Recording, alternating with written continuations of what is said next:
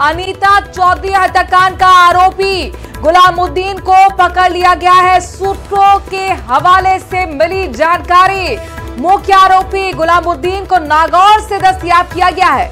30 अक्टूबर को 6 टुकड़ों में अनीता चौधरी का शव मिला था। शव के 6 टुकड़े करने के बाद घर के पास ही दफना दिया गया था।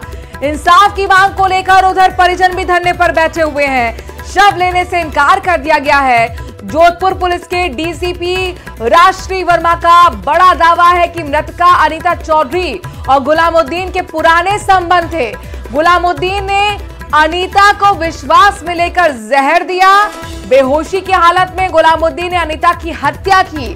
हत्याकांड में गुलामुद्दीन की पत्नी आबिदा भी शामिल थी। बड़ी खबर सूत्रों के हवाले से मिल रही है।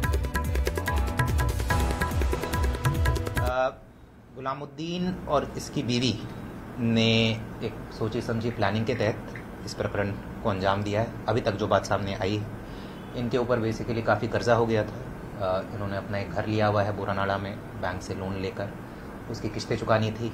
और ये जो मेन आरोपी है गुलामुद्दीन, ये जुआ सट्टा खेलने का आदी था। इसने जगह जगह से कहीं 30,000 कहीं 50,000 इस तरीके से कर्जा लिया हुआ है। तो उस कर्जे को चुकाने के लिए इस महिला को बेसिकली अपने घर बुलाया। और गुलामुद्दीन और ये महिला आपस में परिचित थे। इनकी दुकानें, जो महिला की दुकान है ब्यूटी पार्लर की और जो आरोपी है उसकी दुकान है ड्राई क्लीनिंग की, ये एक ही एरिया में है। ये आपस में परिचित थे। इनके कॉल डिटेल से भी पता चल रहा है कि बातचीत भी होती थी इनसे। और सीसीटीवी में भी दिख रहा है कि महिला अपनी मर्जी से इसके घर जा रही है। तो इससे ये साबित होता है कि आपस में परिचित थे, एक दूसरे को जानते थे। और वहाँ जाकर फिर इस आरोपी ने ये घटना को अंजाम दिया। तो यहां पर सुना आपने पुलिस अधिकारी को, साफ तौर पर उनका दावा यही है कि परिचित थे आपस में ये लोग, गुलामुद्दीन और अनीता। और ऐसे में कॉन्फिडेंस में लेकर घर बुलाया गया अनीता को, जहर देकर उसकी हत्या की गई, चूंकि कर्ज को उतारना था। चंद्रशेखर हमारे संवाददाता इस खबर पर ज्यादा जानकारी के साथ जुड़ गए। चंद्रशेखर, कर्ज को उतारने के लिए इस तरह से जघन्य हत्या को अंजाम देना, ये पूरी थ्योरी क्या है, क्या स्टोरी है इसके पीछे, जरा विस्तार से हमारे दर्शकों को समझाइए और बताइए। देखिए, बात करें तो जो अनीता चौधरी थी, वो जो उसका एक ब्यूटी पार्लर खुला हुआ था अग्रवाल टावर सदापुरा में। वहां पर उसके सामने गुलामुद्दीन की एक ड्राईक्लीन की दुकान थी, जहां से इनका परिचय हुआ। और चूंकि आमने सामने दुकानें थी तो भाई और बहन का रिश्ता स्थापित हुआ। लंबे समय तक जो गुलामुद्दीन के कई बार जो है अनीता काम निकालती थी और जिस तरह से उनका कोई भी मुसीबत होती तो मदद करती थी।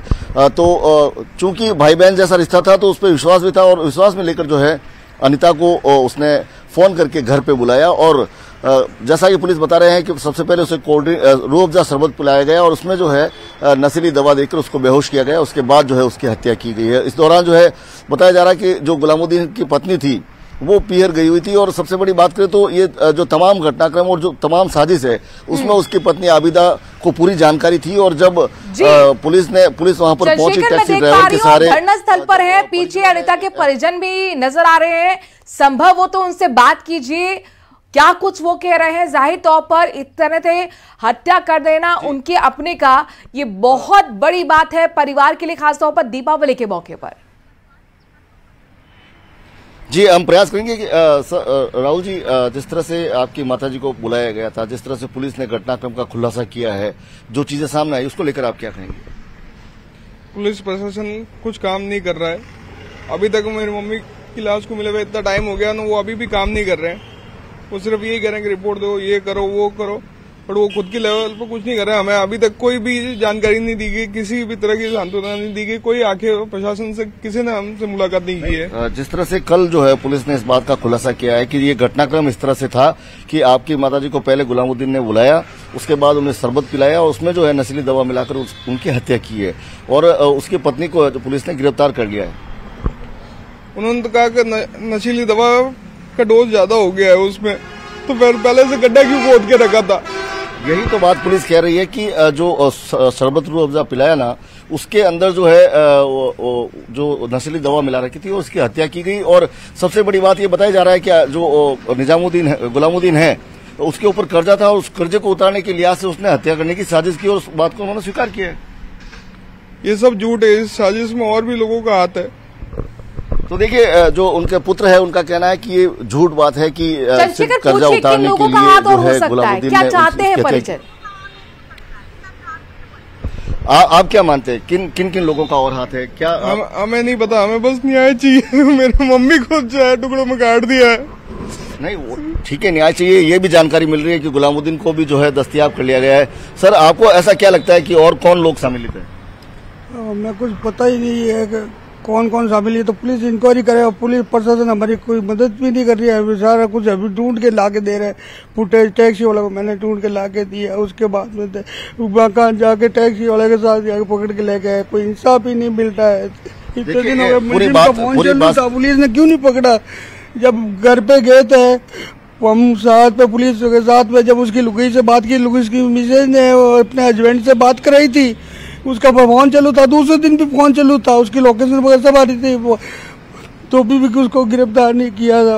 कभी भी कैचअप कर सकते थे। और इसका एक अलग आदमी, इसके पीछे बहुत बड़ा षड्यंत्र है और बहुत से लोग हैं। कौन कौन है ये पुलिस इंक्वायरी करे, पता करे और हमारा इंसाफ दिया जाए।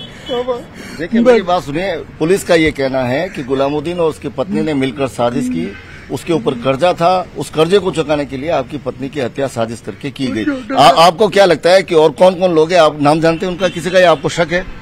साहब, वो तो पुलिस इंक्वायरी करे कौन कौन है, क्या है, पता पुलिस कर लगाएगी कैसे किया है। कलेक्टर का काम नहीं है। दलील की तो परिजनों से पूछिए, पुलिस की अब तक की हुई कार्रवाई से क्या आप लोग संतुष्ट हैं? सब कुछ इसके पीछे कौन है, अकेला नहीं कर सकता और खर्चे के लिए भी नहीं करता। इतना थोड़ी मिसेज की क्या 8-10 थोड़ा सोना ही तो था, पीटे ब्रूटली मर्डर थोड़ी करेंगे वो, और उसके बाद में लूट लेते इतनी बुरी तरह से 6 टुकड़े करके थोड़ी मारेंगे कोई इतने के लिए की प्लानिंग किया हुआ था। देखिए राहुल, जैसा कि आपको संदेह है कि इसमें सिर्फ जो है कर्जा चुकाने का एंगल नहीं है, कोई और एंगल है, आपका ये मानना है? हाँ। तो आपको ऐसा क्यों लगता है और कौन कौन व्यक्ति आपके हिसाब से? वो नहीं पता, वो सिर्फ इस चीजों के लिए नहीं कर सकते। इनको ऐसा लगता है कि जो हत्या है वो सिर्फ कर्जा चुकाने के लिए नहीं की जा सकती है, इसके पीछे कुछ और साजिश है। हालांकि कुछ एफआईआर में और भी नाम लिखाए गए हैं। चूंकि परिजनों को जो है ऐसा लगता है कि महज जो कर्जा चुकाने के लिए गुलामुद्दीन और उसकी पत्नी ऐसा नहीं कर सकते। और सबसे बड़ी बात इनका ये कहना है कि यदि कर्ज चुकाना ही था तो उसकी हत्या कर देते, उसको 6 टुकड़ों में जो है विभाजित नहीं करते। तो इस तरह से लेकर जो है परिवार को कुछ न कुछ संदेह है कि ऐसा कुछ हुआ होगा या ऐसा कोई और भी हाथ, बड़ा हाथ उसके पीछे है। हालांकि जिस तरह से सूत्रों से हवाले जानकारी मिल रही है कि गुलामुद्दीन को नागौर से दस्तयाब किया गया है। हालांकि पुलिस इस बात से इनकार कर रही है। जब गुलामुद्दीन सामने आएगा तब जो है इस बात की जानकारी मिलेगी कि क्या जो है वो कारण रहा होगा और क्या लेकिन फिर भी जो मैं एक बार राहुल से जानना चाहूंगा, आप बार बार कह रहे हैं कि सिर्फ जो है कर्जा चुकाने के लिए हत्या नहीं की जा सकती। आपने एफआईआर में कुछ नाम भी लिखवाए थे, आपको यदि संदेह है तो किस पे है और क्यों है? सर, वो पुलिस प्रशासन करेगी। हम सर, आपको क्या लगता है? सर, जो एफआईआर दी गई है उस एफआईआर में क्लियर लिखा हुआ है कि उनकी सहेली का फोन आया था इनके पास और उन्होंने जो नाम बताए वही नाम एफआईआर में लिखाए गए हैं। और एक आप सर समझते हैं कि अगर किसी की लूट खसोट होती तो इनके आमने सामने एक दूसरे की दुकान में आना जाना था, तो ये लूट खसोट तो वहीं कर सकता था दुकान में, अगर कोई अकेला देख के, मौका देख के। ये इतना घर बुलाकर लूट खसोट कर फिर इसके टुकड़े करने का क्या है सर? ये तो सर पब्लिक नहीं समझती इस चीज को, जो पुलिस लिपापोती कर रही है। पुलिस कर रही है कि उसको घर बुलाया के लूट खसोट करके फिर टुकड़े किए गए। सर, आप भी एक मानव है जो हमारा इंटरव्यू ले रहे हैं। आप नहीं समझते कि ऐसा हो सकता है कि अगर एक दूसरे की दुकान में आना जाना था तो लूट खसोट तो वहीं हो सकती थी। घर बुलाकर ये बात हमने पुलिस को पूछी थी। जब उन्होंने मैटर को दबाने की कोशिश कर रही है। किस दबाव में पुलिस चाहे तो सर, हिंदुस्तान की पुलिस बहुत सक्रिय पुलिस है और जोधपुर की तो आसाराम जी का कांड हुआ, भौरीदेव जी का कांड हुआ, इस सब में पुलिस ने सब तहकीकात कर। अब पुलिस क्यों हमारे ऊपर प्रेशर कर रही है कि आप पोस्टमार्टम करवा दीजिए और दाह संस्कार कर दीजिए? हमारे से कोई प्रशासन बात करने के नहीं आ रहा है। ये इकलौता बच्चा, इसकी रो के हालत खराब हो रही है। इस पति के आप देखिए पैर सूजे हुए पड़े हैं, उसकी तरफ तो कोई ध्यान ही नहीं दे रहा है। पुलिस सिर्फ हमें ये कह रही है कि सर आप तो चलिए और पोस्टमार्टम करवाइए और दाह संस्कार कर दीजिए, तब की इस मैटर से कोई मतलब ही नहीं है। मेरी बात सुनिए, जब खुलासा किया गया तब हमने पुलिस को ये पूछा था कि क्या सिर्फ जो कर्ज उतारने के लिए हत्या की गई है, और चूंकि एफआईआर में कुछ और नाम है तो उन्होंने कहा आरोपी का अगर मकसद लूट खसोट का था तो उसको घर बुलाकर हत्या नहीं करते, टुकड़े नहीं करते। लूट खसोट तो वहाँ मार्केट में भी हो सकती है, आज इतनी चेन स्कैनिंग होती है, चलते मोबाइल लूट लेते हैं। क्या अनीता ने कभी खुद से जिक्र किया कि किसी चीज से वो परेशान थी, कोई बात उन्हें कचोट रही थी? अधिकारी से बात करते हैं कि नहीं, हम तो बस तहकीकात कर रहे हैं। राहुल, आप बताइए, आपकी मम्मी ने कभी ये इस बात का जिक्र किया क्या कि वो किसी से परेशान है या उनको कोई थ्रेट है या कोई डर है? नहीं, कभी नहीं, ऐसा कभी नहीं था। मम्मी कुछ भी जानते, सबकी मदद करते थे। एक बार आपने पहले बताया था कि आपकी मम्मी ने कुछ 1-2 दिन पहले ही कहा था जब वो गायब हुई थी, उससे पहले कि कुछ पैसा आने वाला है। थोड़ा बहुत पैसा आने वाला तो मम्मी ने कहा था, पर ये नहीं बताया था कितना क्या है। पैसों को लेकर इस हत्या को अंजाम दिया गया है? नहीं, षड्यंत्र दूसरा है। अटैक तक जाके पूरा पता किया जाए। ये क्या लगता है जो पैसे आने वाले थे उन पैसों को बचाने के लिए? नहीं, ऐसा कुछ नहीं है, कुछ नहीं है। ये तो रूटीन, ये नॉर्मल आते हैं, वो है, बट पैसे की कोई ना कोई षड्यंत्र दूसरा है इसके पीछे जिसको छुपाया जा रहा है। तो आखिर वो षड्यंत्रकारी आपकी नजर में कौन है? वो पुलिस प्रशासन पता करेगी, वो सिर्फ सो के बैठे हैं, कुछ नहीं कर रहे। देखिए, जो परिजन है लगातार उनको शक है कि कोई न कोई बड़ा हाथ इसके पीछे है। हालांकि पुलिस का ये मानना है कि चूंकि गुलामुद्दीन सट्टा खेलने और जुआ खेलने का आदी था। चूंकि अगर आपको कर्ज भी चुकाना है या पैसा भी कोई कारण हो तो इस तरह से जघन्य हत्या को अंजाम कोई नहीं देगा कि आप 6 टुकड़े में शव को यहाँ पर बरामद किया गया है। जाहिर तौर पर इसीलिए परिजन भी संतुष्ट नजर नहीं आ रहे पुलिस की थ्योरी पर, और सीधे सीधे पुलिस पर आरोप ये लगा रहे हैं कि रफा दफा करने का ये पूरा मामला यहाँ पर पुलिस साफ तौर पर बनाती हुई नजर आ रही है। परिजनों पर दबाव है कि जल्द से जल्द अंतिम संस्कार हो, पोस्टमार्टम कराया जाए, लेकिन परिजनों का साफ तौर पर कहना कि न्याय हमें चाहिए। शुक्रिया ग्राउंड जीरो से लगातार जानकारी देने के लिए चंद्रशेखर, हमारे संवाददाता वहां से बने हुए थे। परिजनों की आप बीती आप तक पहुंचा रहे थे। हर एक अपडेट इस बड़ी खबर पर आपको हम पहुंचाएंगे। खबरों में आगे बढ़ते हुए बीकानेर का रुख करते हैं। बड़ी खबर है जहां पर 3 जगहों पर आग लगने की खबर मिल रही है। आग का तांडव देखने को मिला है।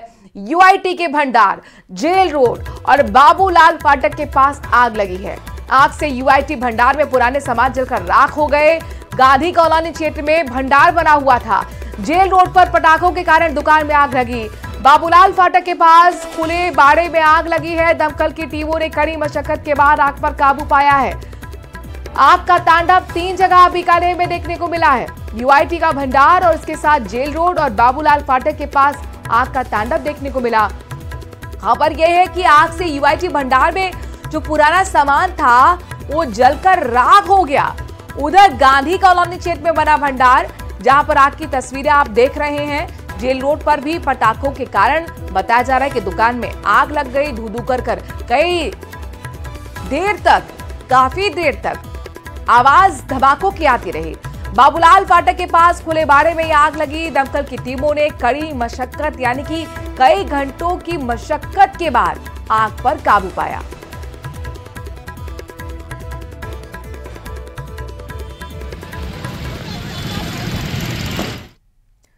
टोंक जिले के खरेरा टोल नाके पर बदमाशों की गुंडागर्दी सामने आई है। यहां पर कार में सवार होकर आए 10 से 12 बदमाशों ने टोल इंचार्ज से मारपीट की। इस मारपीट से करीब 2 घंटे पहले एक कार में सवार बदमाशों से टोल को लेकर बहस हुई थी। ये लोग कार में सवार होकर आए और पीडब्ल्यूडी कार्मिक का कार्ड दिखाकर बिना टोल दिए निकलने की जिद कर रहे थे, जिसके बाद बदमाशों ने आकर मारपीट की। टोल इंचार्ज ने महिंदवास थाने में केस दर्ज कराया है। मारपीट की पूरी वारदात सीसीटीवी में भी कैद हो गई। जहां पर देखिए यहां पर किस तरीके से जो कार सवार हैं टोल कर्मी से टोल ना देने को लेकर बहस कर रहे हैं और इसी को लेकर ये झगड़ा हुआ, मारपीट हुई। पूरी जो वारदात थी तस्वीरों में कैद हो गई। मारपीट टोल प्लाजा पर कई बार आपने देखी होगी और इसी तरह का मामला टोल नाके पर गुंडागर्दी बदमाशों की देखने को मिली है। टोंक में कार सवार लोगों ने टोल कर्मी से बदतमीजी की और उसके साथ मारपीट की। खबर चूरू शहर के डाबला रोड से, यहां पर 21 साल के युवक की हत्या कर दी गई है। मृतक नरेंद्र प्रजापत एबीवीपी का कार्यकर्ता रह चुका है। सूचना के बाद सदर और कोतवाली थाना पुलिस पहुंची। अस्पताल लेकर मृतक के शव को मोर्चरी में रखवाया गया है। नरेंद्र की अभी हाल ही में शादी हुई थी। घर पर उसकी पत्नी और छोटे भाई उसके साथ रहते हैं। पिता का देहांत पहले ही हो चुका है। बताया जा रहा है कि मृतक नरेंद्र अपने साथी अमजद के साथ बाइक पर देर रात घर जा रहा था कि तभी डाबला रोड गुलाब सिंह के घर के पास एक थार में सवार 6 से 7 लोग लाठियां लेकर उतरे और नरेंद्र प्रजापत पर हमला बोल दिया। लाठियों के बाद से नरेंद्र गंभीर रूप से घायल हो गया। अस्पताल जब तक लेकर पहुंचे तब तक चिकित्सकों ने उसे मृत घोषित कर दिया।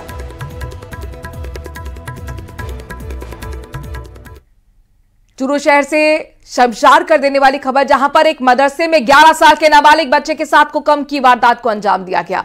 पुलिस ने बच्चे के नाना की शिकायत पर